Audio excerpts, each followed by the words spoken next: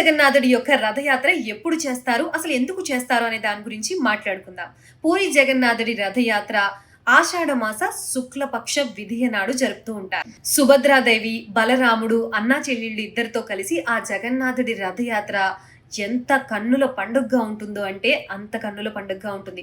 ఈ రథయాత్రని చూడ్డానికి వేలాదిగా భక్తులు ఒడిశాలోని పూరి ఆలయానికి చేరుకుంటారు. ఇంకా రథయాత్ర యొక్క విశిష్టత గురించి మాట్లాడుకుంటే ఆ రథాన్ని చూసినా లేకపోతే ఆ రథాన్ని లాగినా రథంలోని కేశవుణ్ణి చూసినా పునర్జన్మ ఉండదు అని భక్తులు విశ్వసిస్తూ ఉంటారు. ఇంకో ప్రత్యేకత ఏంటి అంటే సాధారణంగా మిగతా ఆలయాల్లో ఉత్సవమూర్తులతోనే ఊరేగింపు జరుగుతూ ఉంటుంది. మూల విరాట్ని కదపరు. కానీ పూరి జగన్నాథుడి ఆలయంలో ప్రత్యేకత ఏంటి అంటే నేరుగా మూల విరాట్నే రథం మీద ఊరేగిస్తూ ఉంటారు. ఇంకో విషయం ఏంటి అంటే ప్రతి ఆలయంలో రథాన్ని ప్రతి ఏటా అదే రథం మీద ఊరేగిస్తూ ఉంటారు. కానీ పూరి జగన్నాథుడి ఆలయంలో రథాన్ని ప్రతి ఏటా కొత్త కలపతో తయారు చేస్తారట. అలాగే ఈ రథం గురించి మాట్లాడుకుంటే 45 అడుగుల ఎత్తు, 35 చదరపు వైశాల్యం కలిగి అలాగే 16 చక్రాలు కలిగి ఉంటుందంట ఈ రథం. ఇక ఒడిశాలోని పూరి జగన్నాథుడి ఆలయంలో రథయాత్ర చేయడానికి చాలా రకాల కథలే చెప్తూ ఉంటారు. అందులో ఒకటి ఇంద్రజన్ముడి కథ. ఇంద్రజన్ముడే ఈ ఆలయాన్ని నిర్మించారని, ఈ ఆలయం నిర్మించిన తర్వాత స్వామివారి దర్శనమిచ్చి ఒక వరం కోరుకోమని అడుగుతారట ఇంద్రజన్ముడిని. అప్పుడు ఆ రాజు ఏ వరం కోరుకున్నాడు అనంటే నాకు పిల్లలు పుట్టకుండా నిర్వీర్యం చేయమని చెప్తాడట.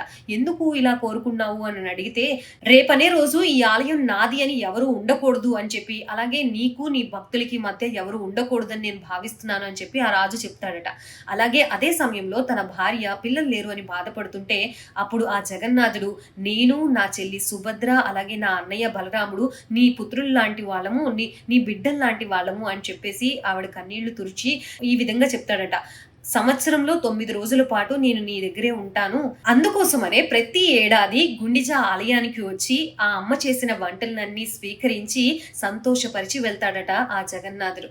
దీన్ని బట్టే అర్థమవుతుంది ఆ జగన్నాథుడు ఎంత కరుణామయుడా అనేది. ఇంకో కథ ఏం చెప్తూ ఉంటారంటే కంసుని వధించిన తర్వాత శ్రీకృష్ణుడు, బలరాముడు ఊరేగింపుగా వెళ్లిన ఘట్టాన్నే రథయాత్రగా జరుపుకుంటారు అని. ఇది మొత్తంగా ఆ జగన్నాథుడి రథయాత్ర యొక్క విశిష్టత.